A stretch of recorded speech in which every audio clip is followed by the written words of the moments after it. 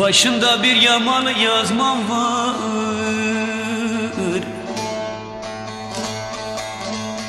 Ne bir neşe ne eğlenme gezmem var.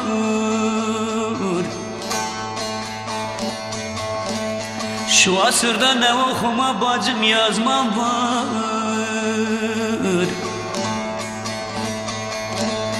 Neden köylü bacım sen ağlamışsın?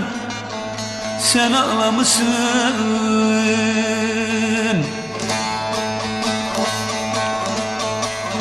Şu asırda bacım ne okuma yazmam var.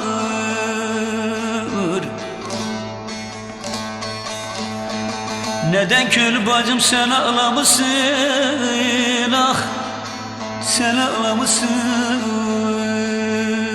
bacım.